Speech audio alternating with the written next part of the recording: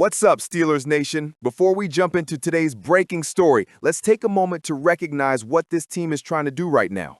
The Steelers are in a phase of constant evolution, battling injuries, testing new players, and doing everything possible to keep their playoff hopes alive. Every move, every signing, every adjustment matters at this stage of the season. And today, we've got a big one to talk about. Before we get started, make sure to smash that like button, subscribe to the channel, and turn on notifications, because what just happened could quietly change the shape of this Steelers defense moving forward. Let's get into it. Steelers fans, it's official. Asante Samuel Jr. is coming to Pittsburgh. Yeah, you heard that right. The Steelers are signing the former Chargers cornerback to the practice squad, and this move couldn't have come at a better time.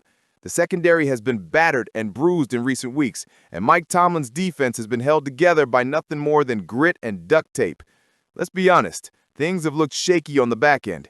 Darius Slay is still dealing with concussion protocol after that scary collision with Kyle Duggar, and Jalen Ramsey has been shifting between corner and safety just to fill the holes. Heading into this next matchup against Cincinnati, the Steelers were down to just 3 healthy corners: James Pierre, Brandon Echols, and rookie Joey Porter Jr. That's it. So when the news broke that Asante Samuel Jr., yes, the son of the 4-time Pro Bowler, was signing with the Steelers practice squad, it felt like the kind of move that could quietly spark something in this defense moving forward. Now, Samuel Jr.'s journey hasn't been easy. The 26-year-old underwent spinal fusion surgery back in April, a procedure that sounds terrifying for any athlete, let alone a defensive back who relies on flexibility and reaction time. It effectively froze his free agent market. But here's what makes this story compelling. Samuel never gave up. He kept rehabbing, kept training, and now he's betting on himself in Pittsburgh, a place known for reviving careers and giving players new life. When healthy, Samuel Jr. is a true ball hawk. He's got elite instincts, quick feet, and that rare ability to jump routes like he's reading the quarterback's mind. Steelers fans probably remember his breakout performance against the Jaguars in the playoffs a couple of years ago. 3 interceptions in 1 half against Trevor Lawrence. That was the kind of playmaking energy the Steelers secondary has been missing since losing Minkah Fitzpatrick. And now, if Samuel can prove he's healthy, that kind of upside is exactly what this defense needs heading into the second half of the season. Now, let's keep it real. Asante Samuel Jr. is not without his flaws. His tackling has always been, let's just call it, optional. He's known for taking creative angles on ball carriers, sometimes missing tackles that make fans groan. But when it comes to disrupting the pass, he's electric. He's got a cornerback's version of Troy Polamalu's instincts, that split-second recognition that can change a game. This is the classic low-risk, high-reward signing. By adding him to the practice squad, the Steelers aren't betting the house. They're taking a flyer on a talented corner who, if he clicks, could go from a practice squad addition to an active roster contributor in just a few weeks. And with the way this secondary is banged up, that might happen sooner than later. Give credit where it's due. This is a smart move by Omar Khan and Mike Tomlin. It's not a splashy trade deadline blockbuster. It's not the kind of move that dominates headlines. But these are the types of subtle, calculated roster additions that can pay off when it matters most, in December and January. Pittsburgh's defensive identity has always been built around resilience. They don't panic when injuries pile up. They adapt. They find players who fit the culture, who have something to prove. That's exactly what Asante Samuel Jr. represents: a fighter, a competitor, and a guy with unfinished business. Now, while fans celebrate this addition to the defense, there's another conversation simmering in the background, one that just won't go away. A lot of fans have been vocal about Mike Tomlin's future in Pittsburgh. The team's inconsistency this season has been frustrating. One week they look like Super Bowl contenders, and the next week they look like they're stuck in neutral. That up-and-down rhythm has led to more and more criticism online, especially after last week's rough loss. But here's where it gets interesting. According to longtime Steelers insider Mark Kaboly, there's almost no chance that Art Rooney too fires Mike Tomlin, and the reason might surprise you. Kaboly said on the Fan Morning Show that Rooney wants Tomlin to be part of the 2026 NFL Draft, which will be held right here in Pittsburgh. That event is going to be massive for the city. Millions of fans, national attention, and a moment of pride for the franchise. Rooney, being one of the most loyal owners in football, apparently doesn't want a new head coach stealing that spotlight or disrupting the organization's image right before the draft. It might not be the reason fans want to hear, But it's the reality. Rooney trusts Tomlin, and unless things completely collapse, it looks like he'll still be leading the black and gold through at least the 2026 season. Now, you might be wondering, what does Asante Samuel Jr. signing have to do with Tomlin's job status? Everything, because this move shows that Tomlin and Khan are still building. They're not panicking. They're adding pieces that fit the long-term vision, players who can develop and make an impact in the months and seasons to come. The Steelers aren't acting like a team in chaos. They're acting like a team that knows they're one or two key additions away from finding balance again. And for a locker room that's been riddled with injuries, rumors, and outside noise, that's a strong message. So what's next for Asante Samuel Jr.? Don't be surprised if he's elevated to the active roster within the next few weeks.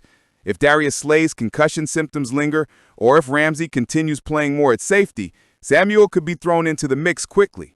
He's still just 26 years old, which means there's plenty of time for him to reestablish his career. And if he can bring even a fraction of the playmaking ability we saw early in his days with the Chargers, this could turn out to be one of Omar Khan's best midseason moves yet. Imagine a secondary rotation featuring Ramsey, Porter Jr., Duggar, and Samuel Jr. That's a scary sight for opposing quarterbacks. Until then, though, this team is focused on finishing strong, getting healthy, and staying alive in the AFC playoff race. And this Asante Samuel Jr. signing, it's the kind of move that could quietly make a difference in how this defense holds up down the stretch. Rodgers threw for only 161 yards, his lowest total of the season, and the passing attack looked completely out of sync. The receivers couldn't separate, and the tight ends were almost invisible until garbage time. The only real blight spot? Rookie Roman Wilson, who caught 2 passes for 35 yards, including a meaningless touchdown late in the fourth quarter. Beyond that, it was ugly. Following the game, Rodgers met with the media, and while he didn't call anyone out by name, fans noticed something interesting: a tone. That quiet, coded kind of criticism that only a veteran quarterback can deliver without saying too much. Kaboli broke it down Tuesday morning on the Fan Morning Show, saying, "If you heard Rodgers' post-game comments, I don't know if I'm reading into it, but he made it sound like the receivers just weren't open on third downs. It was low-key, very read between the lines. Ben ripping on Todd Haley kind of stuff you have to maneuver through. But that's what it sounded like to me." That's a strong take from Kaboli, and honestly, it makes sense. Steelers fans remember when Big Ben used to take those thinly veiled shots at his offensive coordinator or receivers. It became a trademark part of his personality. And now, it seems like Rodgers might be starting to do something similar, pointing the finger without really pointing it. It's not unusual for a future Hall of Fame quarterback to expect more from his teammates. We saw Rodgers do it in Green Bay for years. He's the kind of player who demands precision and discipline. If receivers aren't running routes exactly as designed, he notices, and he's not shy about letting people know it. In Los Angeles, the Steelers' offense looked completely disjointed. Third downs were a nightmare. Missed routes, mistimed throws, and minimal separation from defensive backs. Rodgers often looked visibly irritated, staring down receivers after incompletions. The question is, was this just one bad night, or a warning sign of a deeper problem between the quarterback and his young receivers? Here's where things get even more interesting.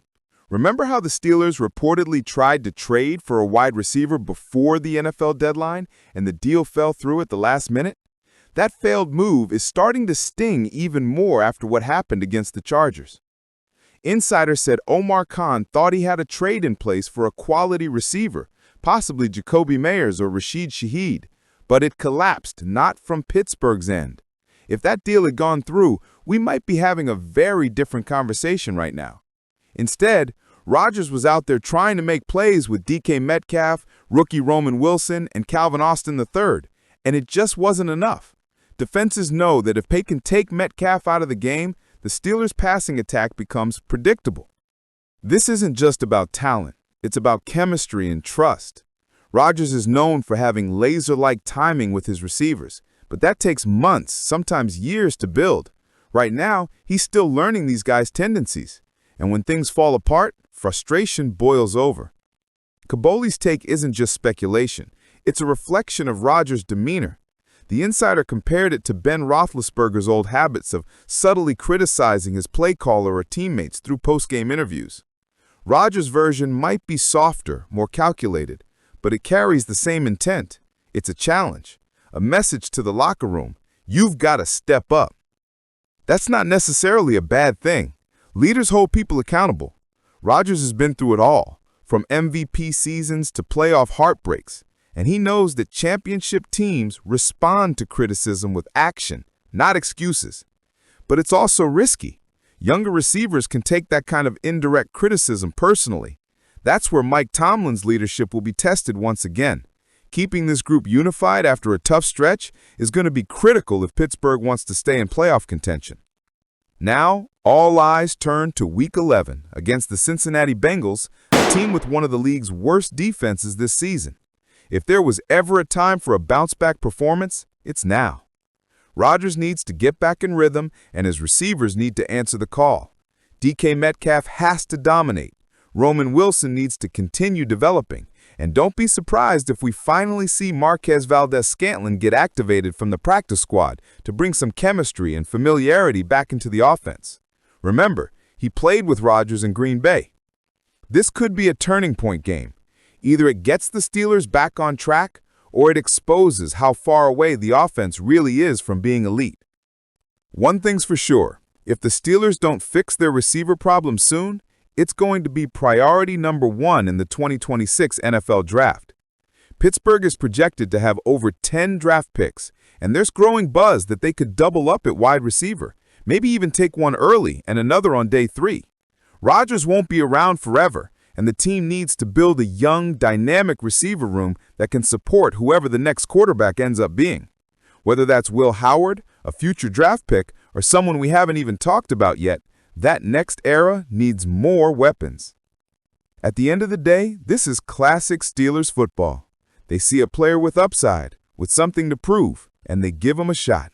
No drama, no ego, just opportunity. And for a defense that's been running on fumes, this could be exactly the kind of spark they need to get through the grind of November and December football. So what do you think, Steelers Nation? Do you like the signing of Asante Samuel Jr.? Do you think he can bounce back and become a contributor for this team? And what's your take on Art Rooney keeping Mike Tomlin around through the 2026 draft? Smart move or time for a change? Drop your thoughts in the comments below. I want to hear from every one of you. And before you go, don't forget to hit that like button, subscribe to the channel, and turn on those notifications so you never miss a single Steelers update. Because here in Pittsburgh, it's not just football, it's family, it's pride, and it's black and gold forever. Go Steelers!